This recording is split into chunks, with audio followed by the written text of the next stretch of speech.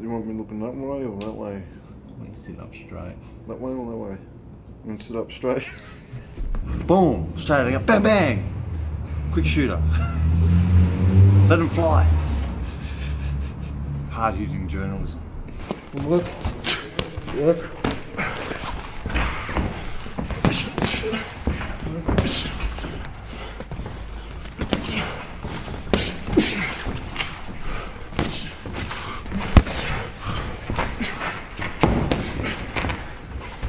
Oh, right. Oh, oh, God.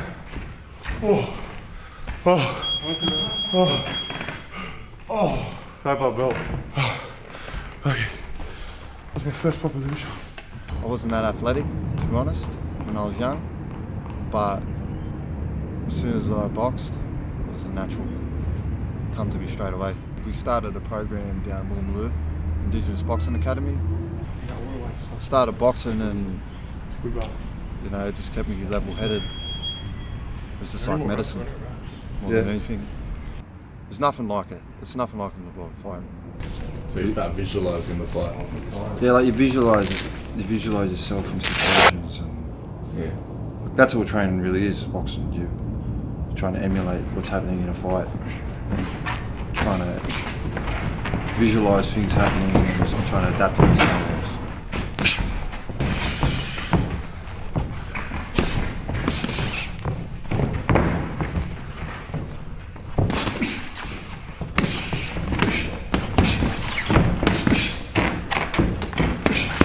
About things, you're trying to set things up. Like we're trying to perfect things, just like you do when just like you hit in the bag, you shadow box, and then you try that with your shadow box on the bag. You try what you're doing on the bag in sparring, and then what you do in sparring, you try doing it in a fight. You know, and then each fight, you're just obviously going to get better and better. I train 3 times a day. 3 times a day, just go. But, Fucking machine. do this drill stuff, and then like some pads and that tonight. 3 times. Let's go to Jack. Once we go through it. Good, and then go body.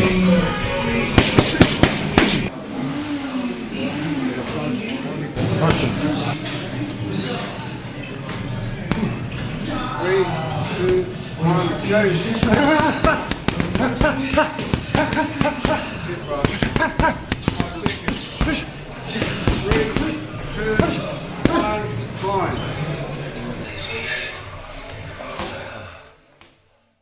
I'm an absolute goose before a fight. You know, like I just muck around, have a laugh. Like I get serious, closer and closer it comes. So like you're walking into that room. when you're walking into the ring, like not just the ring, like you're warming up. I'm like when you start warming up, you know, you start getting a bit excited.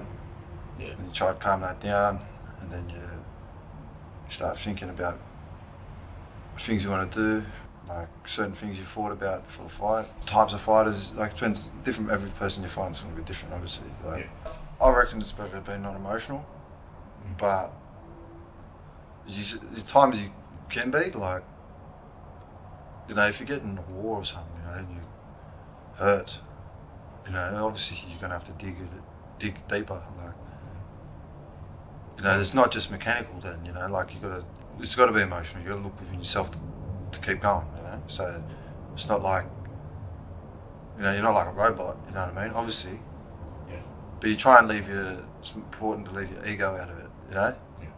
Like, oh, he hits me, so I've got to hit him back twice as hard, sort of thing, and then, you know, you just end up being sloppy and not thinking. You got to think. It's not just you can't just rely on instincts. You got to think. Especially in Australian boxing, because you see an Australian fighter, the way they fight, it's like push, you know, like you know, just keep going, fight, be tough, you know. But then they get up against a thinker. Like most fighters in Australia, they go overseas, they get found out straight away.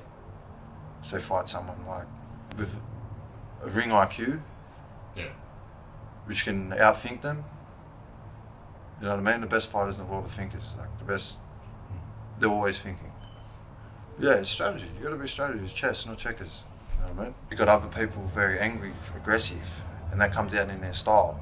Or like, you got people very tentative, and that comes out in the way they box. It's it's their personality traits come through. You reckon everyone's fighting style's like a fingerprint almost? Yeah, I think it is. Yeah, sort of like. And from the blue corner, from Legends, Nathan Nicholas. Ladies and gentlemen, this is 3 by 3 minute rounds. Round 1.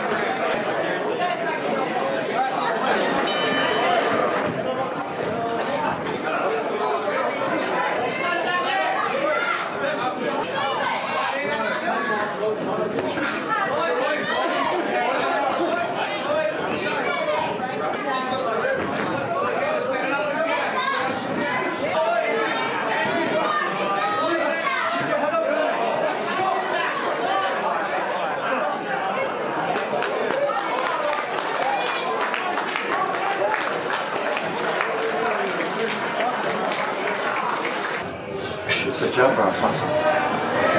It's just jab. That's what you do. Lean the jab. Push raise. Jab city.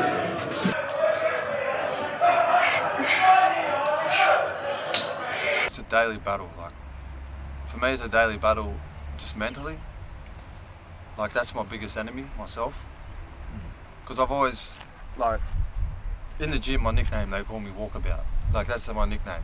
Because I'll come in the train, I'll do this, have some fights, leave, disappear. You know, people have been like, well, what are you doing? Like, I see them in the street, you still boxing? Every time I say something, you boxing? That's the first question everyone asks me. You still boxing? You know what I mean? And like I'll be bad shape, depressed, all that stuff. You hear that, you're like, fuck, you know, like, it sort of cuts you, you know? You hear about people like you've trained with or you've sparred with. They've gone up and you've had the better of them on the day, you know? I'm up for a big challenge. These people, some people have had 100 fights, you know? You know, like I've had on off, I had about 15 fights, you know? But I've been around for a long time. 6 months ago, I was, on Christmas Day actually, I was drinking. I was there, I was just like thinking where I was at that point, and where I could have been, and what I'm potentially able to do. And I just ran from my sister's house that day. It was about 20 kilometres home. Throughout my life, I've had a lot of ups and downs, been in states of like serious depression and putting on heaps of weight, like drugs, alcohol, gambling. They're not going to be able to hurt me because I've already hurt myself enough. You know, I've been that low, I've been that close to death, like up in here, and trying to get back from that up to this point of my life. It's like everything's led up to this.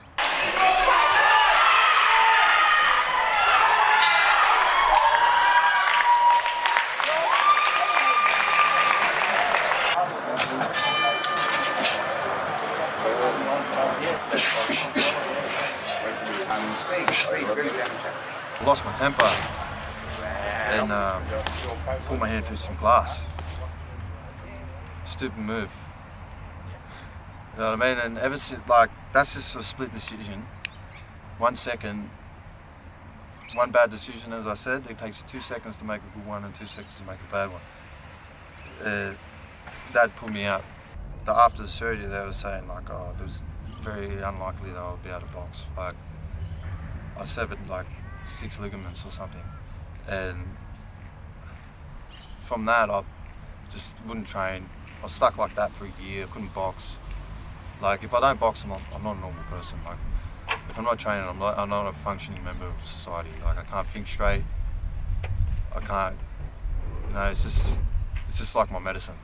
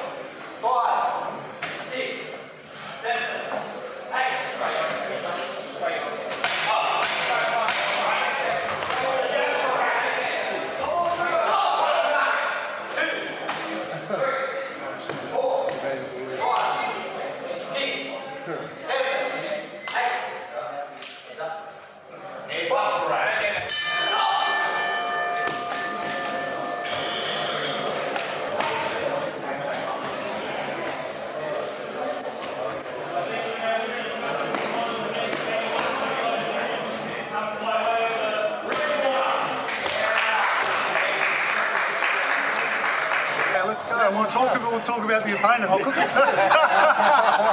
something at home. Yeah, no, I got a secret. Turn around on that. You might have food poisoning. I fucking had food poisoning in Syria. Did you? Well, you're fucked eating Syria. Yeah. See you tomorrow. I didn't really like violence because I grew up with it, a lot of it around me, like domestic violence and stuff. In the area, man, like some of the things, like there's a lot of money around to do things to help people, but like they put it in the wrong places. Like they'll put a bench in the park and say, like, yeah, this is going to help the community. You know what I mean? Like, what's it going to do? What's it going to help, like a kid growing up in a house with domestic violence and all this stuff going on in the area? You know, you see it all here, but you go one street over, Dank Street or something, and everyone acts like there's nothing going on around here, you know? The only reason they do anything around here is probably for property developing purposes. Well, I was here, like, within primary school and that. That was like when the Redfern riots were on, stuff like that. I was lucky, like my dad wasn't perfect, but he was pretty smart in a way. Like I went to Marist. You got me in the Marist Brothers. You know, that sort of helped me like get out of the area. Like I try to stay away from the area as much as possible. Like when you're in the area, it's like infectious. Like you get stuck in this mentality. Like just you don't think about the future. It's all instant gratification. You know, I want to feel good now. I want this now. It's hard to know how to survive when you're never taught how to survive. The only way you learn how to survive, they think, the only way to survive is to steal or searching, sell drugs, or whatever else. You know, there's no real place like this in Australia. Like it's so dramatic. You can cross the street, and it's just a different sort of people. You know, you got hipsters in the park playing guitars, and then you walk over, there's some junkie in this corner like sleeping. Just close, I pull straight. Right.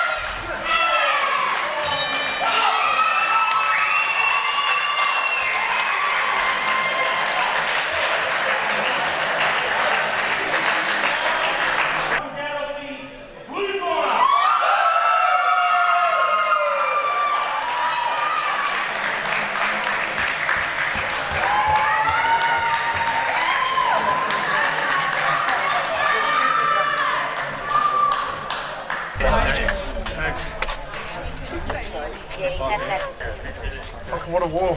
Good on ya. Good stuff. Shit. Fucking hell. Woo! Hold on, boys. Fucking do it another 10 times. You going to change these national scouter? Yeah. Alright, come on. No, dang, man. Have you seen me myself? Yeah, dang. Hey, he needs a fucking HI, this guy. Yeah, he's having a stroke. It's a good fight, I guess. No, Alright? Alright. it's a head mate, bro. You hit me. Fuck, good man. You hit me with some good ones. I think it was a bang bang. Yeah. You got me. Just the positive people, you know, like being around people on the same mission you're on. Like trying to fight, trying to do this, it boosts you up, you know, like iron sharpens iron. You know, I found my passion for the sport again. Like, it just comes with maturity.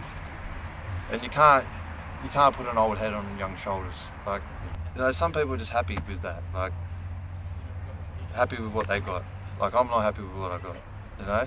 I want more, I'm hungry. It's like even people, like, they work good jobs. They work 9 to 5, they make their $1,500 a week, they go to the pub after work. They're happy. I can't be happy with that either. Like, what's that? What sort of life is that? Spend your life in a pub. Spend your life in the street. Spend your life in jail. Find something you care about and just do it. Don't hesitate.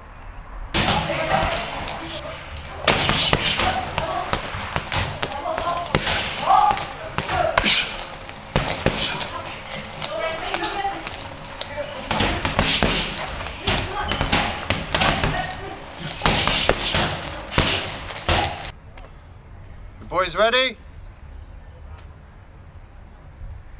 How you feeling? It's good. Send them cunts back fucking to Canberra. Let's try something.